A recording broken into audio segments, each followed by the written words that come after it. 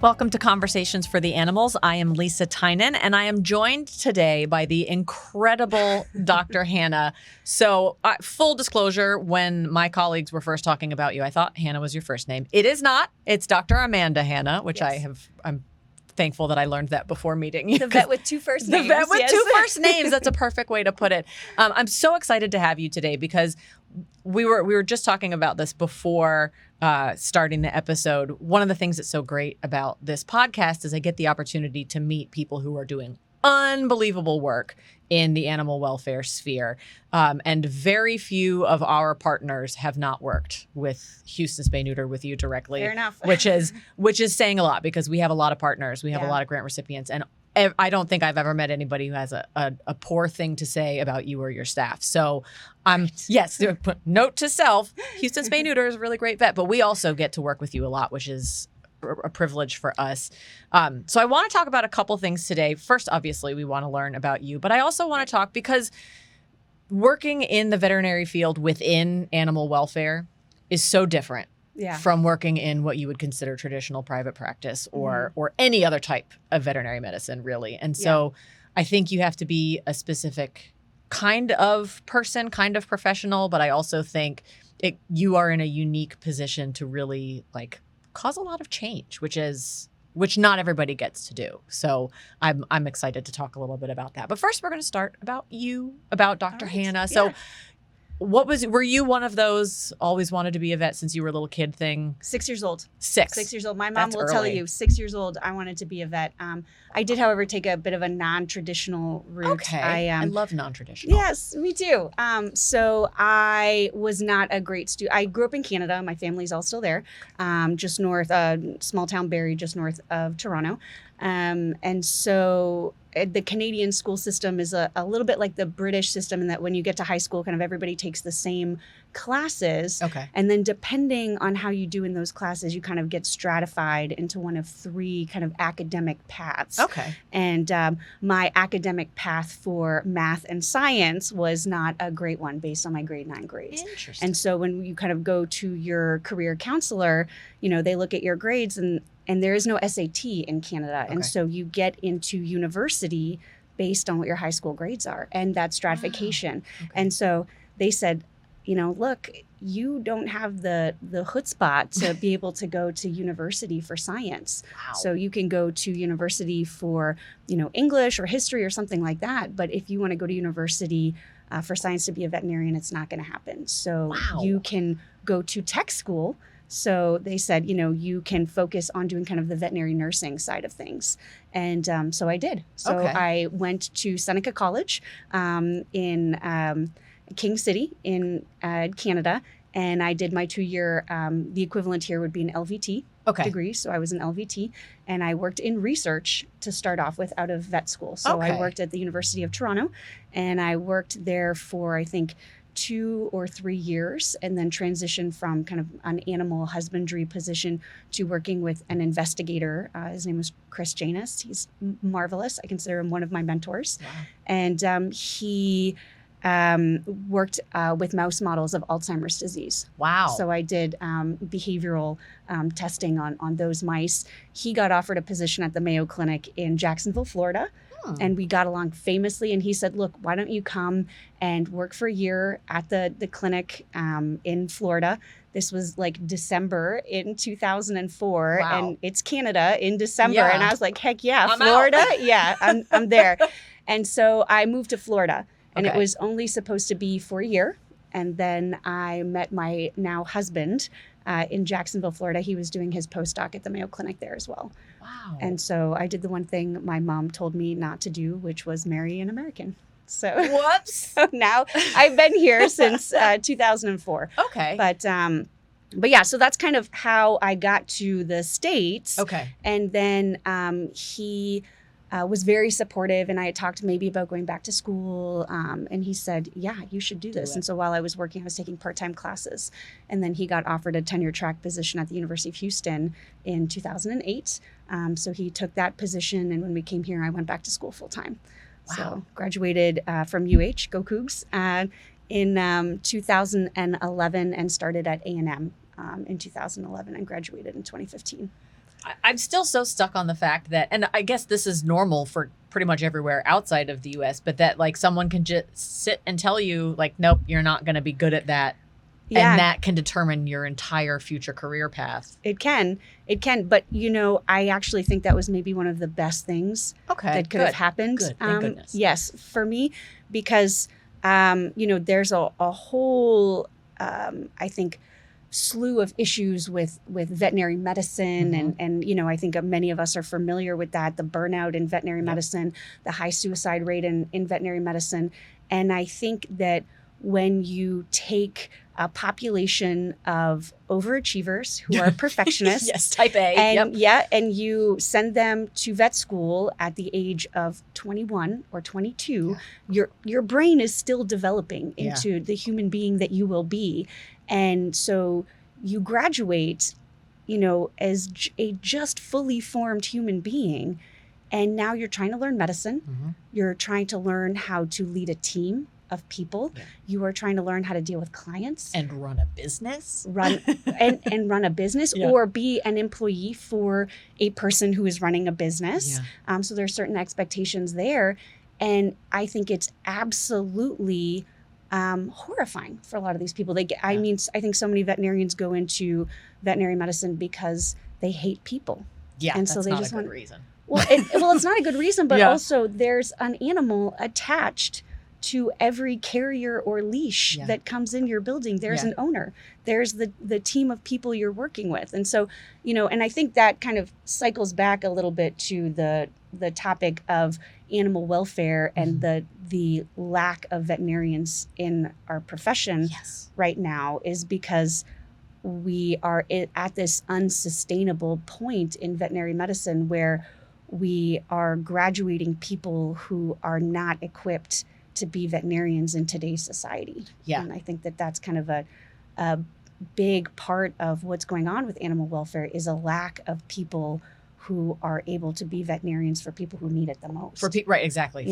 For the populations most in need of that compassionate care. That was your transition is perfect. Your segue is perfect because so your clinic is low cost, high volume. Yes. Yeah. So for the unfamiliar, what that means is what? You see a lot more clients for less time and less money. How does that work? Yeah. So so I would say that spay neuter is my bread and butter. Yes. And I'm doing anywhere between 35 and 45 surgeries a day. That's so many surgeries. It is so many surgeries. Although I will say, time out. It's actually not a lot for you because we know you can do a lot more in a lot less time. So we'll get to that. But yes, Fair that's enough.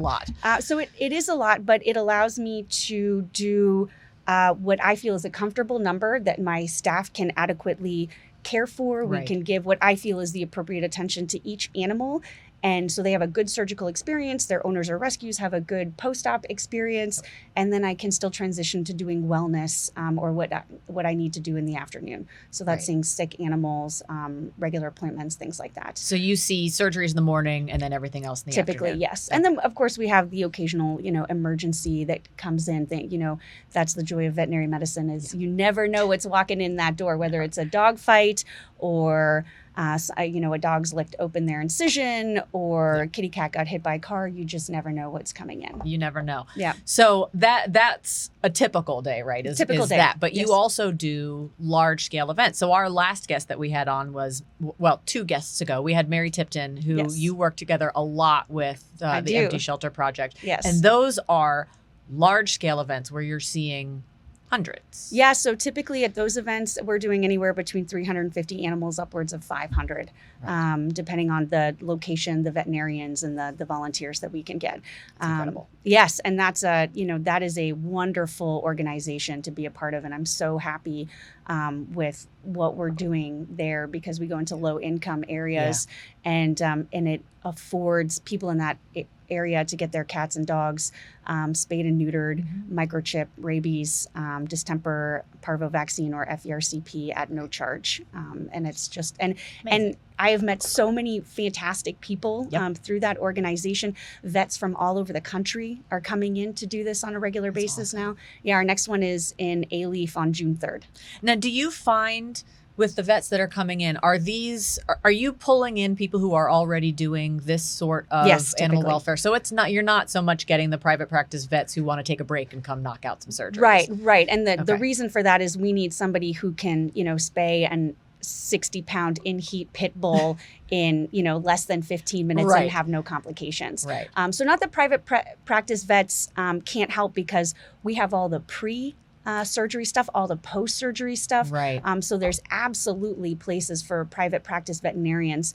And some of them have gotten so skilled over the years that they can absolutely do surgery. But typically we're calling in, people who do high volume surgery on a day-to-day basis. And that's who's helping us with that. Because we try to have everybody done, 2-3 p.m. so we can make sure everybody is recovering adequately before they go home. Right. Yeah. So you talked a little bit about, you alluded to the ongoing crisis in the veterinary field, and it's a multitude of factors that contribute to that. It is the not being a full adult yet while you're going through what is arguably one of the hardest specialty universities in existence. The attrition rate for vet students is higher than med students. I mean, people fail out of vet school and then fall back on becoming a human doctor. I mean, that's just so people understand how difficult it is. Are you finding that people are not willing to do the animal welfare type vet work? Are you is it that, what is it that keeps people from becoming interested in this field? It takes kind of a specific type of person that can handle a lot of heartbreak. Yeah. But all vets can do that to a certain extent. Yes, I concur. I think it comes from vet school, and I had a great experience at A&M, and I think that they made me a really good veterinarian. But I think what vet school today, much like human medicine, it teaches you defensive medicine. So it teaches you the gold standard of care. Okay. So when, you're at vet school and, people are coming in with cases where they're spending $5,000, $10,000, $15,000, $40,000 on their animal, you are seeing a particular kind of medicine that is practiced. And that is what those clinicians are teaching you. This is the gold standard. This is what you should do.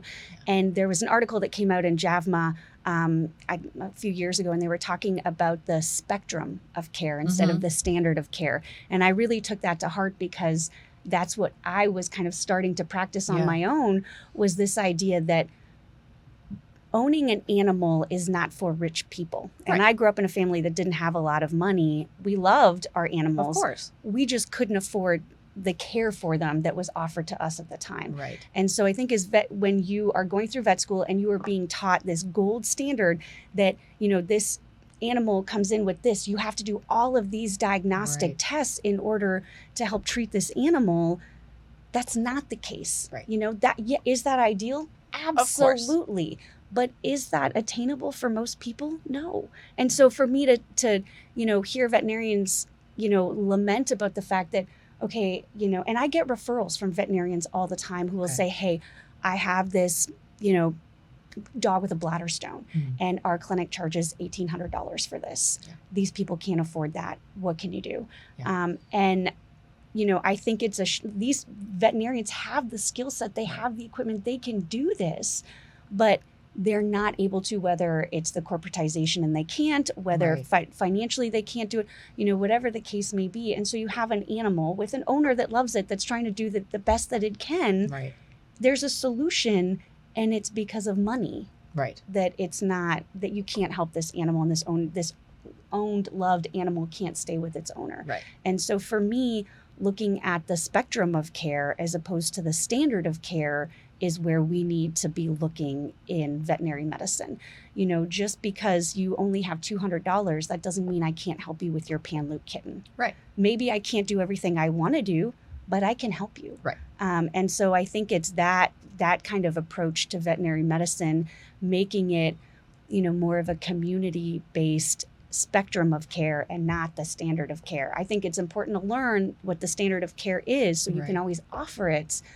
But I'm so sad at, seeing patients that come to me and they've called 10 other clinics and gotten, for them, outrageous quotes. I mean, these are people who are, they're like choosing, do I, pay rent or pay for my dog's foreign body surgery? Yeah. And unfortunately people are making that same choice with human medicine. So, necessarily animal and veterinary medicine is going to fall a little bit by the wayside on that. And I get it. Of course. So it, you know, I think part of it is what we're taught in vet school and how to approach things. So I think having that confidence to say, I can help you even if I don't have all these toys. Right. You know, like in vet school, you have all those toys. And you get out into some of these really high-end clinics, they have all the toys. Right. You know, but you don't always have to have all those toys to help this animal that's in front of you. Yeah. So I think that's part of it. I do think that... I think I got off topic a little bit. No, you're there, still on topic. Okay. You are, because honestly, you know, and our producer and I were talking about this before. You know, I spent a very little amount of time working in a vet clinic as a vet assistant. Yeah. And then I worked in the staffing side of things. But I remember presenting the estimates to the clients. Yeah. And that was, I hated it. Yes. That was one of the more uncomfortable moments for me, because this was actually in College Station, and you know, it was a clinic that saw all species of animals, so we could have, you know, a duck in one room and a piglet in the other, which was very fun, admittedly. But care, especially for, you know, more rare types of pets, can be really expensive, and this was a very high standard of care type of vet clinic. But there were also college students coming in with their pets, and you're sort of taught when you're a pet owner to find the best vet you can find, the one that has the most clients and the fanciest equipment, and then you sit down with them and you have your estimate printed, and of course you have all the things that are optional. And you're sitting face to face with someone and saying, if you're less of an owner, then you'll take these things off. And that always made me really uncomfortable. You know, we would, pre-anesthetic blood work is the typical thing that people suggest, but is optional. Right. And it's expensive. Yeah. It is not mandatory. Right. As you well know, you can do a very safe surgery without it. But there's some sense of guilt, I think, that is laid squarely at the feet of the owner to say, if you don't do this, you're not a good pet owner. Right. And it's unreasonable to expect really of anybody, but especially people who don't have that disposable income that they can spend on their pet. Yes. Which, it made me so uncomfortable. Well, it does. And I think that, you know, having a technician or a vet assistant distance the veterinarians from that aspect of veterinary medicine, I think is part of the problem too. Really? Okay. I do, because I think when I'm talking to somebody face to face about what I need to do with their animal, I need to be comfortable talking about money with them. And I think, you know, we talk about like angry clients and stuff like that. If I have a client who's upset at me, I talk to them. Yeah. I don't want my reception or my assistant going to talk to them, because often it's a miscommunication between them and I can usually understand exactly where they're coming from. Yeah. Maybe they're upset because they do feel that guilt. Yeah. And then I can talk to them and say, look, it's okay that you don't have this money. Yes, in a perfect world would we do this? And I have this conversation all the time. Yeah. Look, in a perfect world, we would do all of these things. Most people can't. And I can tell them, look, most people can't afford this. And it's okay that you can't too. And they feel like, she gets me. Yeah. She's not judging me for the fact that I don't have money. Yeah. And I think that for me, it's so important as veterinarians to understand that we're providing a transactional service to these people. We're giving them something for their money. Right. We need to be able to talk to them about their money. And some of it is just saying, like, it's okay. Yeah. It's okay that you don't have it. This is what we can do. And you know what? That's a darn sight better than doing nothing. Yep. And so, like, for me, having that personal connection with your clients would help a lot of veterinarians to better navigate this system. But unfortunately, I think the corporatization of veterinary medicine takes that away. Yeah. You know, we've gone from like the, you know, it's going to sound stupid, but like the James Harriet-ishness of veterinary medicine, and we're going more towards the human side of medicine. Right. And you know what? Most people are not happy with their human medicine interactions. It's true. Oh, it's yeah. So true. And so like, and how do we accept? And a lot of us have insurance, right? Or it's like a necessity. We have to do this. We just do it, you know. But then we're making the same kind of leap with veterinary medicine for animals, and people's pocketbooks can't catch up. No. Like it's just not sustainable, especially in today's economy, for us to have only access to these beautiful, wonderful clinics, which are, yes, wonderful. They're doing amazing things. They can do incredible things there. But that's awesome for those few people who can afford it, Right. you know? And then like, you know, the ability to barter. Like I had a lady who came in and, you know, she loved her cat, had a pyometra, and she couldn't afford the whole surgery. She was like, look, I have $65, but I have chickens. Can I give you some eggs? And I was like, yeah, I love eggs. Yeah, eggs Oh are my so expensive gosh. right now. Come on, bring them in. And, you know, like as a veterinarian, and a business owner who likes to pay my staff a living wage, I can't afford to do that with every client. Of course. But I love the flexibility that I have, that I can say, yes, I can work with you on that. That's or amazing. working with rescues, Yep. working with, you know, groups like PetSet, where we can work together and solve this problem, whether it's, you know, the dude who has, you know, 6 unaltered pit bulls on the side of the road, but that homeless dude, those dogs give him purpose. We're not doing anybody a favor by taking those dogs away, Right. but can we make those dogs healthier and happier and make him compliant with, Yep. you know, state and local laws? Yep. And for me, like, that makes me super happy as a veterinarian. You know, like the joke at the clinic is I'll never drive a Ferrari, but I can generally sleep really well at night. That's, I mean, if that's what, you know, when you end the day and you sit down and you say, I've accomplished what I wanted to accomplish today, Right. which was I saved some lives, I helped some people and some animals, like that. Yeah, absolutely. You can And close your eyes and sleep at night. Yeah, and I didn't hate the job while I was doing Yeah. it. Like I do some training for veterinarians in surgery and stuff like that, just to, you know, surgery is a tough thing to feel comfortable doing if you don't have any mentorship. Yeah. And so I love mentoring, you know, new veterinarians. And that's the biggest complaint I get is they're lost. They're swimming in this sea that they don't know how to navigate. Yeah. And I feel so bad for them because most of them want to do this. Most of them want to help in fact, all of them, everyone I've met wants to help, you know, that patient that's attached to that owner. But it's like they've been, you know, kicked out of vet school. Like, here you go. You're out now. Here's your shingle. And there's no ability to navigate the system and to say, like, how can I do this job that's fulfilling to me and do it in a way that I'm not in a toxic environment. Right. I'm not, you know, dying inside from compassion fatigue. Right. And that's just general practice. That doesn't even talk about like shelter veterinarians and, you know, veterinarians who are running nonprofits and things. That's a whole other, you know, side of animal welfare when you're trying to, and that's, you know, we had talked about social media earlier and, you know, how social media is a great tool for rescues and animal welfare, and how it's also a devastating weapon in animal welfare. And I don't know how to fix that. I fix that myself by getting rid of social media. That's such a good idea. So that's gone and I don't miss it. But I see the devastation that it can wreak on other, you know, rescues and nonprofits and shelters, and just we've lost any sense of kindness on the internet when it comes to that kind of thing. Yes, I will say, you know, as being a social media professional for as long as I have, I wish, I love my job, but also sometimes I wish that I could just not have to care about it. And one of the things that I've been seeing specifically in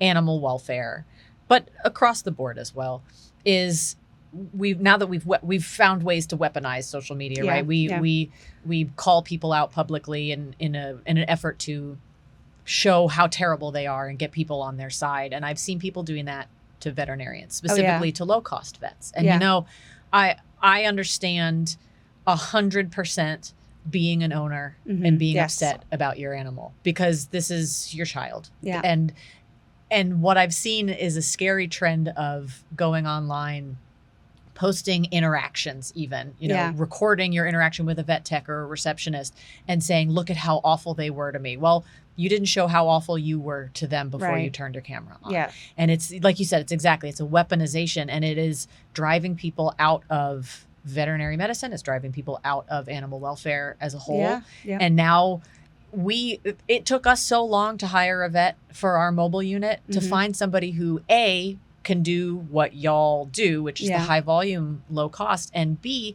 that aren't scared off of working with so many pet owners every single day because one slip up, quote unquote, because very often it's not an actual mistake. And that's it. Your career can be ruined. Your emotional trauma can last forever. Yeah. And it is frightening to me to see that trend Yeah. of, look, I understand if I'm a low cost vet, I still have to pay, like you said, you still have to pay your staff. Yeah. You still have to pay for supplies. You Yeah. still have to pay your rent if you own a building. Yes, Like, or right. you're renting a building. So all of these things, you can't be free for everyone all the time. Right. Yes. And it's unsustainable. yeah. Yeah. So it's a frightening trend. And I hope that someday we figure out a way to Yes. chill people out on the internet. Me too. Well, and it goes back a little bit, I think, to communication. Yeah. Right? Like, I definitely have bad reviews out there. You could go on Google and you can see them. Where are they? I'll find them and yell at them. They're there. But we are human beings, Yep. right? And we work with biological animals. Right. Like, it's not a math equation. It's not 2 + 2 = 4, And so what that means is it's a dynamic process. And shit can go sideways. It can go right? very sideways. And so, Absolutely. and I, promise you that there are nights that I have gone to sleep crying over things that I wish hadn't have happened during the day. Of course. But in my mind, if I say, like, okay, I try my best with every single animal that ends up on my table. Like, what I always joke is I try for every single person to be like, it's my mom. It's like my mom or my dad. So it's their animal.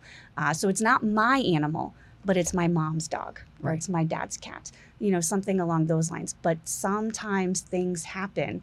But if you as a veterinarian can communicate with your client face to face and be fair and transparent and honest with them, Yeah.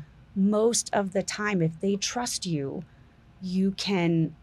they understand what's going on and why it's happened or Right. whatnot. And, there are lots of times I've had clients come in where I've said, look, I've not done this surgery before.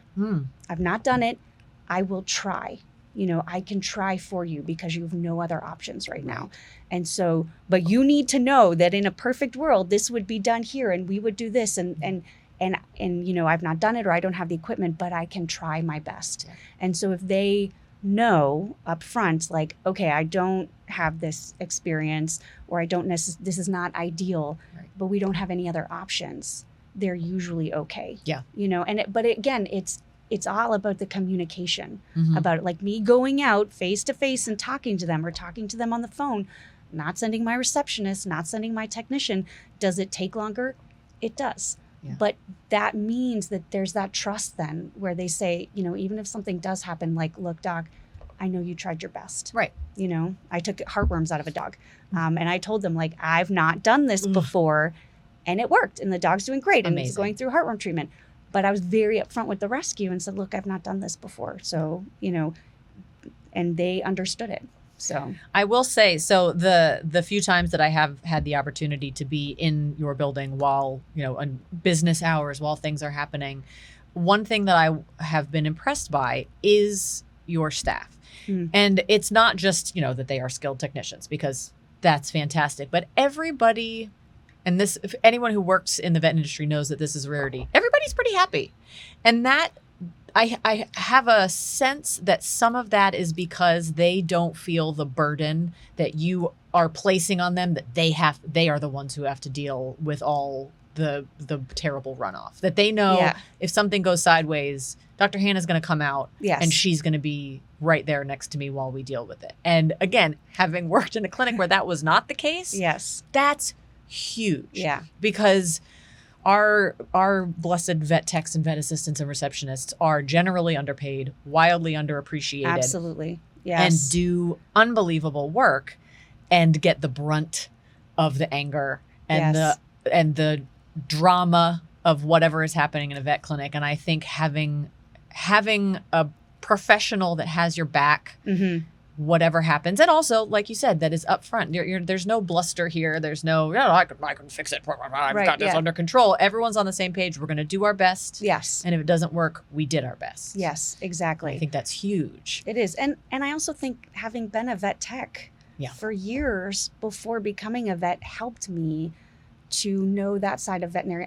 I was there. I have worked in clinics for years, where I remember having to do that. And I remember how crappy it was. And, I remember, working for veterinarians who are, making dinner plans while I'm wrist deep in shit in a cage. So like, Yeah. if my staff needs help with laundry, I help with laundry. Yeah. If they, if there's something that needs to be done and there's nobody else to do it, I'll do it. Like it's Amazing. not what a concept, right? Yes. And so I feel like because they work their butts off Mhm. for me, and we work, balls to the wall 4 days a week. Yep. And, I think that they are okay doing that because they see me doing it beside them.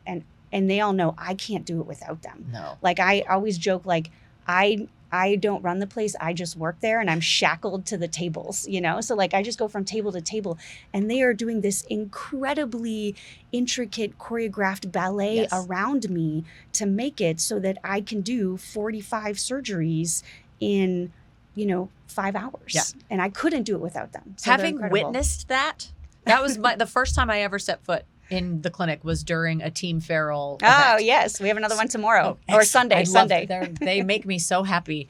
And it was, I think that was the first time y'all had broken 100 in one day. Oh, yes. Okay. Because this was a while ago. Yeah. And I was with my coworker, Sarah, and she said, get a load of this. And we walked into the surgical suite where I think you have 4 tables. Is that right? 3 or 4 tables? Well, we're in a new building now. You're in a new building. Yes. Okay. So we're in a new building now. So you should come and check out the new. Now I need to come see the new one, because sure. before it was just this one room with Yes. like 3 tables and a countertop, and there were teams prepping. Yes. And you were just like, cut, so, cut, just around in a circle. And I'm sitting Yes. there thinking like, there should be a documentary made about this type of medicine, because it is so different from what most people see when they walk into a vet clinic. Yes.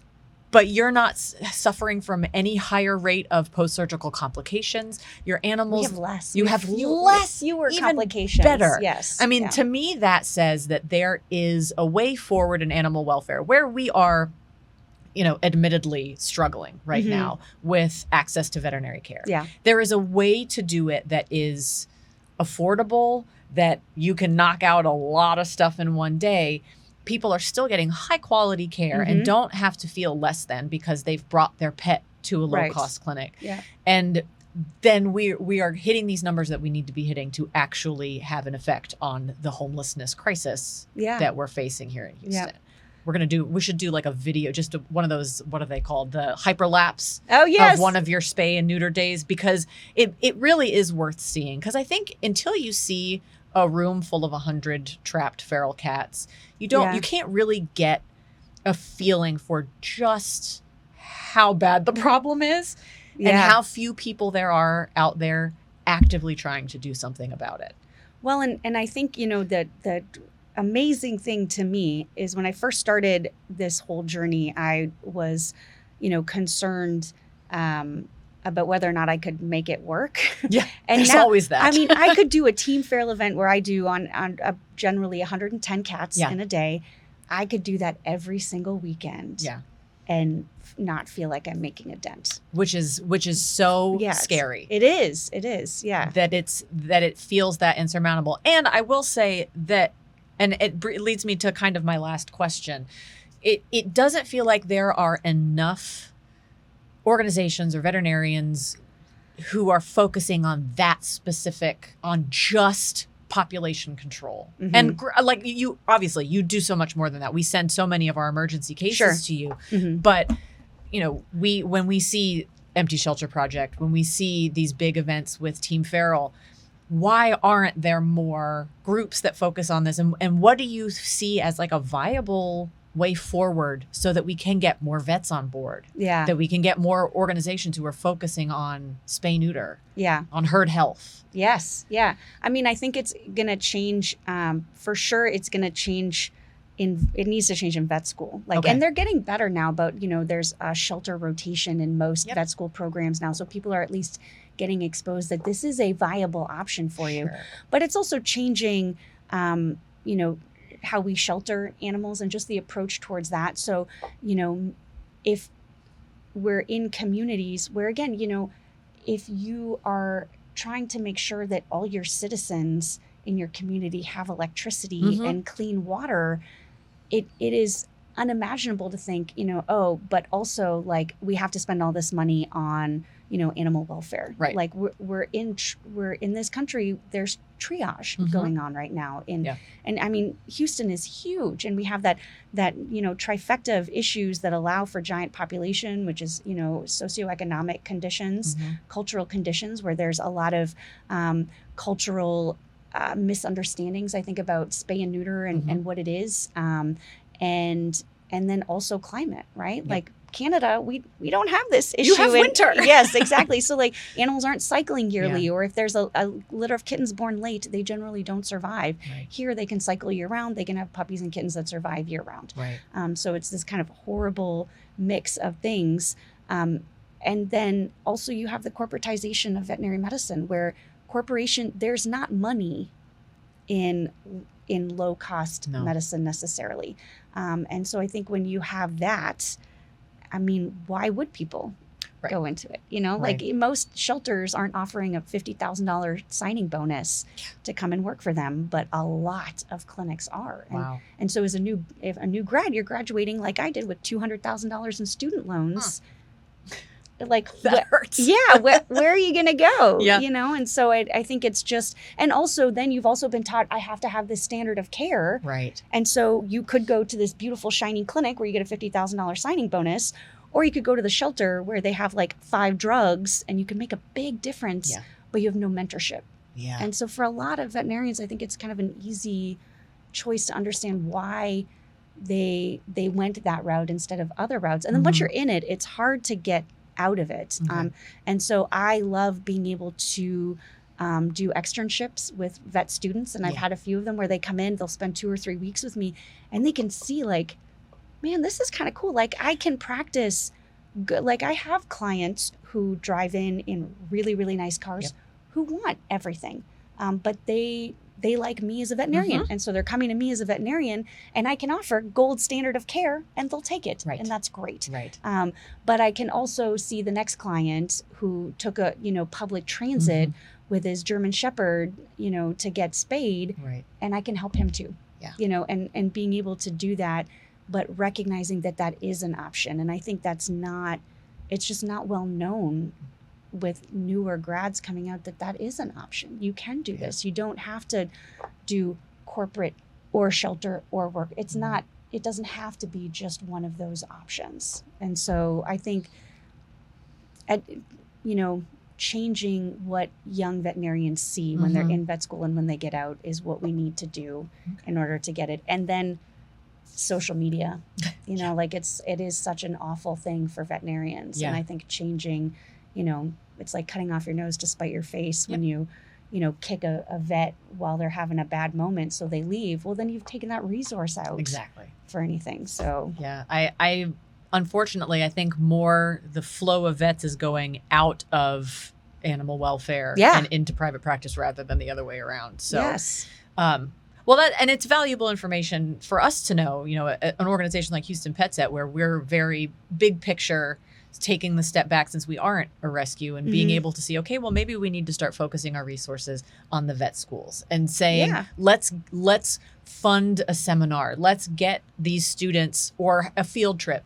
Let's have them come and attend an empty shelter project day where they can see how grateful the owners are, how satisfied at the end of the day the staff and the volunteers are, and the impact that just one day of work can have, which, it's not, like you said, it's not what they're being taught, but man, once you see it, there's no going back. And it's so fun and gratifying and soul fulfilling. And I love I am so sad when I talk to veterinarians who hate their job, because I think like, you can love what you do so much. Like, I promise you there's something out, like you can love what you do so much.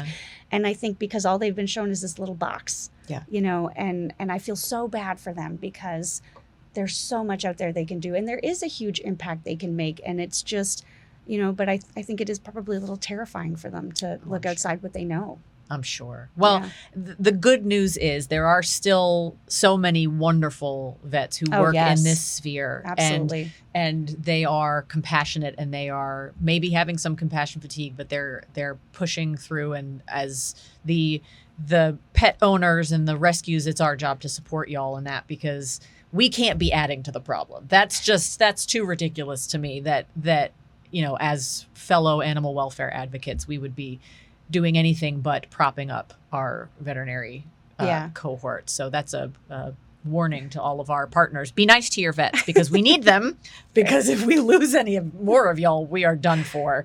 There's just no way forward without high volume, low cost with community medicine. I mean, that's it. That's our kind of our biggest line of defense against this. So yeah, absolutely. To your team and to everybody that you work with, thank you. I mean, my pleasure. We're so happy that we have a ton. A ton, that's an exaggeration. We have a few amazing veterinary partners that we know that we can count on when we get those phone calls. The people who come to us who have run out of options, that we know we can call up.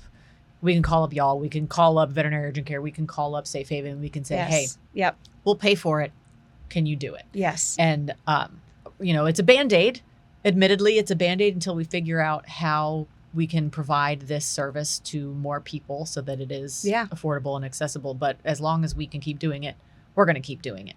Well, and I think it's groups like yours that show that there is an option. There's a bridging between what people can afford and what veterinarians need to sustain a business, and that it is a foundation that can work and that can be successful, and donors who are lucky, they're in a financial position that they can donate.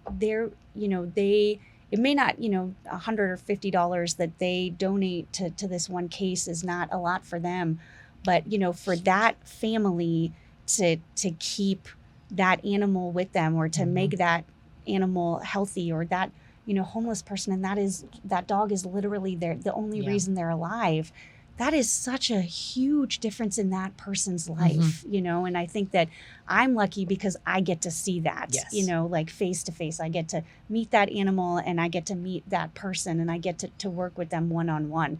So I'm lucky in that I get to see that side of things, but we couldn't do that without funding from groups like yours. And I think that, that is a wonderful place for you guys to be in, that you are the effector of change, boots on the ground. Like this homeless person can now be okay because their dog is okay. Or this lady who loves her cat, and it had an infected pile, which is such an easy surgery, and then it goes home and she's happy again. So I think that you guys helping marginalized groups makes a huge difference to that, and I see it to those owners. Yes, we love it. We love a good collaboration for the good of the people and for the good of their pets. I'm so glad that you were able to join us today on your like one day off, because I know y'all work like crazy.